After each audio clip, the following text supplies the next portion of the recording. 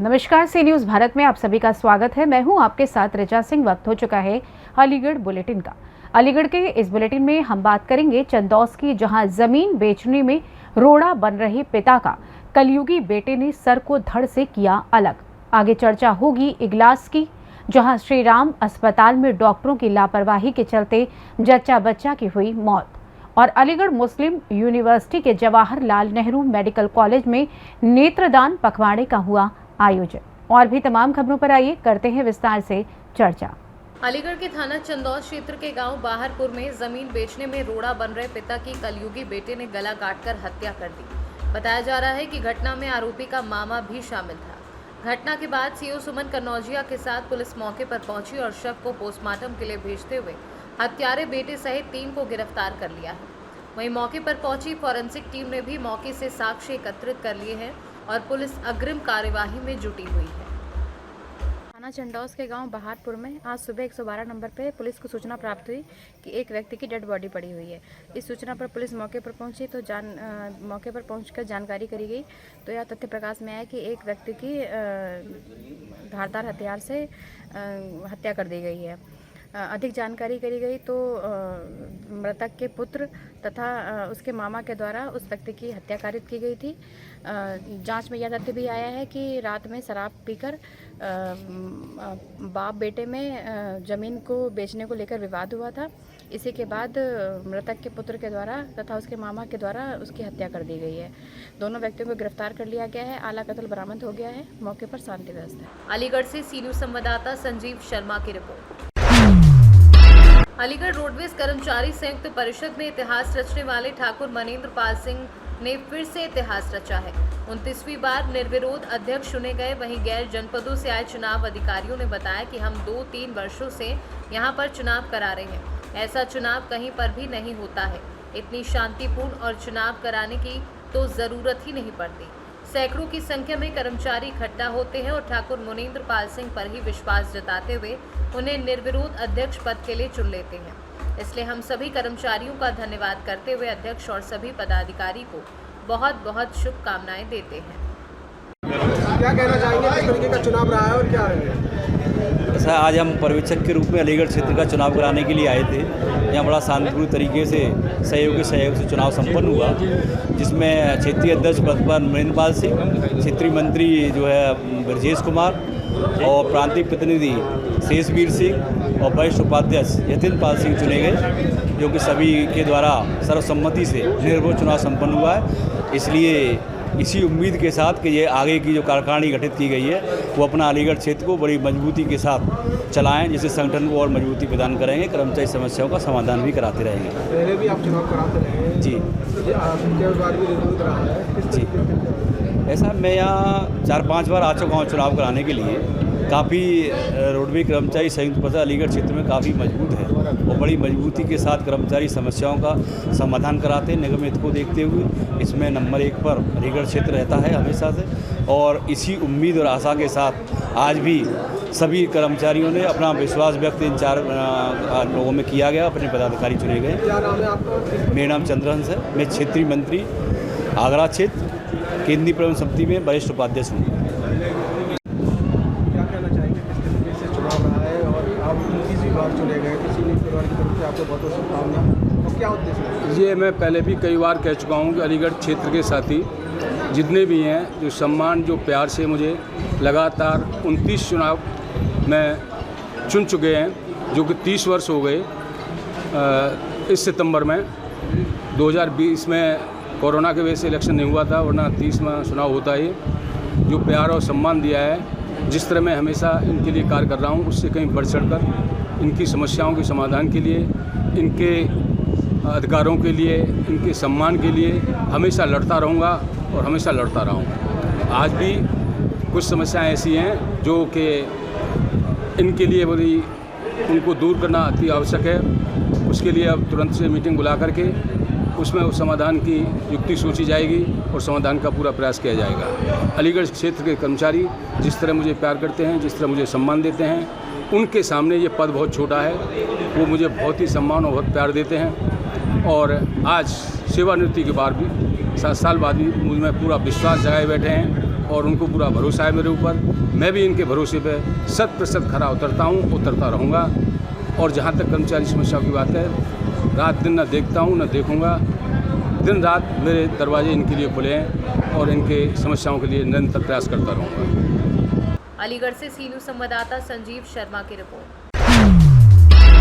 जनपद अलीगढ़ के थाना इगलास क्षेत्र के कस्बा इगलास स्थित एक निजी अस्पताल श्रीराम में डॉक्टरों की लापरवाही के चलते गर्भवती महिला की डिलीवरी से पहले जच्चा बच्चा की मौत का मामला सामने आया है, जहां महिला की मौत के जिम्मेदार डॉक्टरों द्वारा महिला को बेहोश बताकर जिला अस्पताल रेफर कर दिया, जिसके बाद महिला की मौत से गुस्साए परिवार के लोग महिला की लाश को लेकर श्रीराम अस्पताल पर पहुंचे और अस्पताल के बाहर महिला की लाश को रखकर महिला की मौत के दोषी डॉक्टरों के खिलाफ कार्यवाही किए जाने को लेकर हंगामा किया।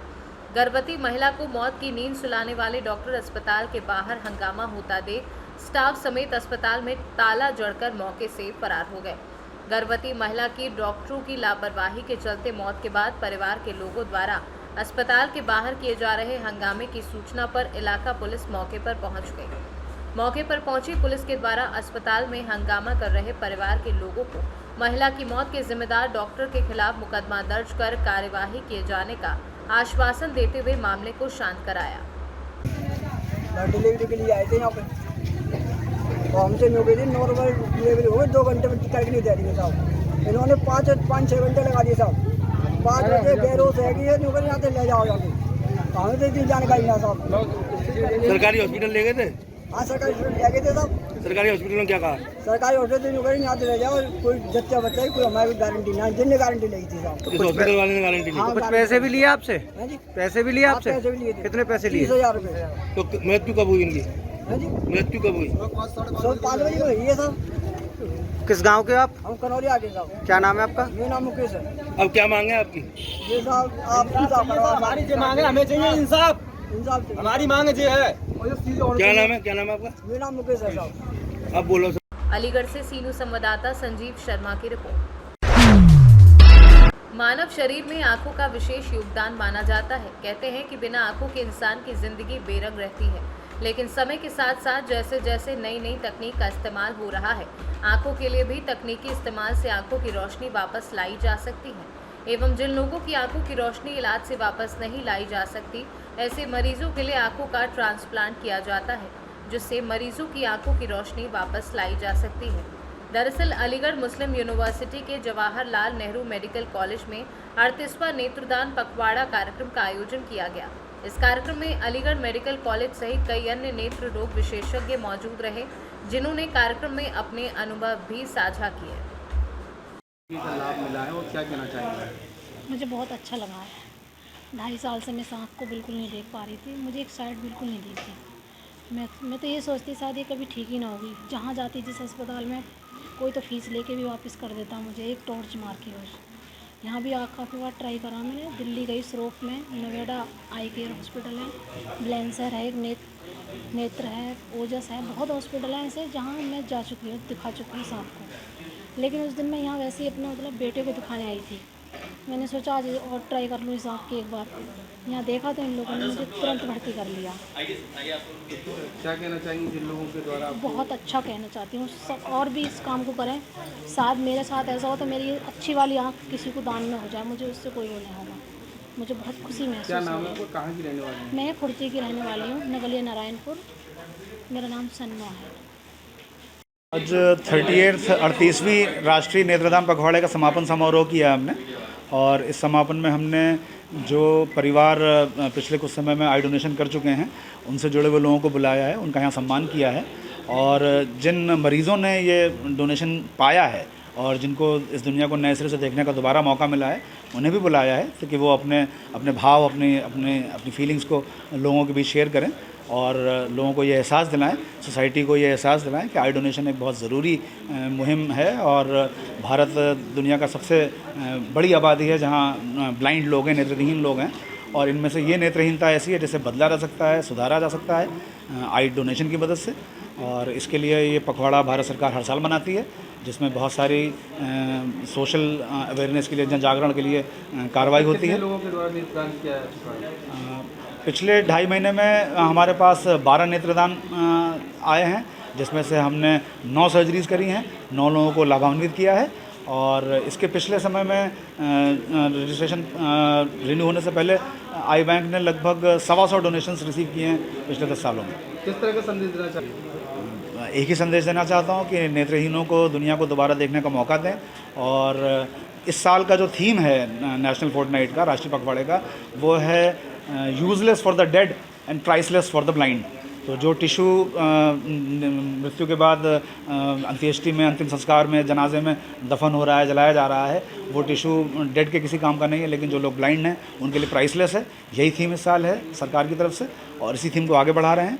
इसके लिए नुक्कड़ नाटक करना और सोशल मीडिया अवेयरनेस करना, पेंटिंग और दूसरे कॉम्पिटिशन स्टूडेंट्स के बीच में ऑर्गेनाइज करना, ये सारी एक्टिविटी पिछले 15 दिन में आई बैंक की तरफ से की गई है। मैं डॉक्टर ज़िया सिद्दीकी हूँ, मैं आई बैंक का इंचार्ज हूँ, और मेरे साथ डॉक्टर साकिब खड़े हुए हैं जो आई बैंक के जूनियर कोऑर्डिनेटर हैं। पर उसका जो पूरी एक हफ्ते का जो प्रोग्राम था पखवाड़ा, उसके ऊपर हुआ है। और अपने हमारी अलीगढ़ मुस्लिम यूनिवर्सिटी में ये 2006 से चल रहा है प्रोग्राम, और इस संस्था में बहुत अच्छा काम हो रहा है। ये क्या कहना चाहेंगे, अब तक लगभग कितने लोगों के द्वारा नेत्रदान किया? अभी इस बीच में कोविड के ज़माने में तो थोड़ा रुक गया था, पर इस समय करीब 7 लोगों का भी फ़िलहाल इस महीने में हुआ है, और आगे भी चलता रहेगा ये सारा कार्यक्रम। मैम, क्या कहना चाहेंगे लोगों के लिए, किस तरीके का संदेश वगैरह देना चाहेंगे? यही देना चाहेंगे कि हम लोगों को अपने आप को वो करना चाहिए, ओथ प्लेज लेना चाहिए कि हम लोग अपना जब देहांत हो तो परिवार के वाले सब लोग जो है तैयार हो जाएं, और इसमें नेत्रदान में और देहदान में और ऑर्गन वाले उसमें सब में वो समर्थन करें। क्या नाम है आपका, क्या पोस्ट है? मैं professor Veena Maheshwari, dean faculty of medicine. Aligarh से सीनू संवाददाता संजीव शर्मा की रिपोर्ट। अलीगढ़ के तहसील इगलास के थाना गोंडा क्षेत्र के गांव मजीरपुर में विवाहिता की संदिग्ध परिस्थितियों में मौत हो गई, जिसको लेकर परिजनों के द्वारा जमकर हंगामा काटा। परिजनों के द्वारा मृतका की हत्या का आरोप मृतका के ससुरालियों पर लगाया गया है। बताया जाता है कि लंबे समय से मृतका से 5 लाख व अतिरिक्त दहेज की मांग की जा रही थी। इसको लेकर आज उसकी हत्या कर दी गई है। परिजनों के द्वारा आरोपियों के खिलाफ थाने में तहरीर देते हुए कार्यवाही की मांग की है। थाना गोंडा पुलिस के द्वारा जल्द आरोपियों को सलाखों के पीछे भेजने की बात कही है। मृतका के पिता भगवान स्वरूप शर्मा निवासी थाना सासनी गेट क्षेत्र के द्वारा जानकारी देते हुए बताया गया कि उनके द्वारा अपनी बेटी मानसी शर्मा की शादी मुकेश तिवारी थाना गोंडा के गांव मजीरपुर में की थी। लंबे समय से विवाहिता को दहेज के नाम पर परेशान किया जा रहा था और आज उसकी हत्या कर दी गई है। क्या नाम है आपका? मेरा नाम भगवान स्वरूप शर्मा। अच्छा, कहाँ रहते हैं आप? गंभीरपुरा का रहने वाला हूँ, थाना सासनी गेट पड़ता है। अच्छा, ये मैंने आज से 2 साल पहले अपनी बेटी मानसी शर्मा की शादी मुकेश तिवारी पुत्र भूदेव प्रसाद तिवारी के साथ की थी, गांव मजीरपुर में की थी। थाना क्षेत्र कौन था? थाना गोंडा पड़ता है। अच्छा, क्या घटना हुई है? घटना ये हुई कि आज सुबह फोन आया कि तुम्हारी लड़की मर गई। अब हमने उन्हें फ़ोन करा, न किसी ने मेरा फ़ोन उठाई है, न कोई मुझे संपर्क। अच्छा, क्या लगता है? थाने गया था, थाने से तहरीर देके मैं सीधा मोर्चरी पे। आप ये बताइए कैसे घटना हुई है, क्या प्रतीक हो रहा है आपको? इन ससुराल वालों ने पहले 5 लाख रुपए तथा कार के लिए मांग करते थे, और मैंने इन्हें काफ़ी बार समझाया, समाज के लोगों को बैठाल कर, रिश्तेदार लोगों को बैठाल कर भी, लेकिन इन्होंने एक नहीं सुनी। अतिरिक्त दहेज की मांग होती रही है। अतिरिक्त दहेज की मांग होती रही, इस कारण हत्या की है उन्होंने। इस कारण। कल आप बुलाने गए थे, कल क्या हुआ था? कल आप बुलाने गए थे, क्या हुआ था? परसों इनको मारा था। मेरे पास वीडियो जो बेटी ने मेरे पास डाला है, इन्होंने परेशान कर ली। इन सभी लोग एक राय होकर मारा पीटा इसे, और मारपीट कर इन्हें फिर सरी ने वो वीडियो बना के इस पर डाल दिया। अब क्या हुआ ये इसके बारे में मुझे पता नहीं। कल मैं गाँव गया तो पूरा गाँव इकट्ठा हो गया। इसकी माँ ने मेरी बेटी को मारा है, और इनकी बेटी है अलका, और इनके दोनों बेटे हैं लोकेश और मुकेश, और मेरा दामाद जो है वो रूपेश, और इसकी सास का नाम पुष्पा देवी। मुकदमा दर्ज हो गया? मुकदमा दर्ज करने के लिए थाने पर तहरीर देखो, सीधा यहाँ पोस्टमार्टम। पुलिस पोस्टमार्टम करा रही है? पुलिस पोस्टमार्टम कराने के लिए। तो क्या तहरीर दहेज हत्या की दी है? दहेज हत्या में नहीं, तहरीर तो मैं आपको दे दूंगा, तहरीर दहेज हत्या की है। अतिरिक्त दहेज की मांग थी। आज तक वो दस्तूर जारी रही इनकी। क्या लगता है कार्रवाई होनी चाहिए ऐसे लोगों कार्रवाई होनी चाहिए, इन जैसे को तो फांसी पे होना चाहिए, सख्त से सख्त। अलीगढ़ से सीनू संवाददाता संजीव शर्मा की रिपोर्ट। अलीगढ़ चंडौस थाना क्षेत्र के गांव ताजपुर में अपनी ससुराल अपनी पत्नी को लेने पहुंचे युवक पर उसकी सास और साले ने जानलेवा हमला करके युवक की गर्दन काट दी, जिसमें युवक गंभीर रूप से घायल हो गया। पुलिस ने युवक को सीएचसी चंडौस में भर्ती कराया, जहां उसकी गंभीर हालत होने पर जिला अस्पताल के लिए रेफर कर दिया है। युवक ने अपनी सास सुमन और साले गोलू के खिलाफ कोतवाली पुलिस को तहरीर दी है। वहीं पुलिस अब पूरे मामले की जांच में जुट गई है। क्या नाम है आपका? नरेंद्र सिंह, कहाँ पोस्टिंग? चंडौस, थाना चंडौस। आज किसको लेके आए हो? मैं रोकी को। रोबी को। ये रोबी क्या हुआ इसके साथ? ये उसके साले ने और सास ने मारा है। अच्छा जी, कहाँ पर, कौन सी घटना है, कहाँ पर है? ये तो सुबह अपने आप आया था, उठ के मैं बताऊँगा। हाँ हाँ, रोड की घटना आई है। तो ये घटना कहाँ की है? ये तो ये मैं ताजपुर की है। ताजपुर चंडौस। हाँ। अब कहाँ लेके आए हो? मैं तुम्हारे जिला अस्पताल मलकान सिंह लेके आए हो। अलीगढ़ से सीनू संवाददाता संजीव शर्मा की रिपोर्ट। फिलहाल अलीगढ़ बुलेटिन में बस इतना ही। देश दुनिया की तमाम खबरों की जानकारी के लिए आप देखते रहें सी न्यूज़ भारत। हर खबर आपके साथ, आपके हाथ।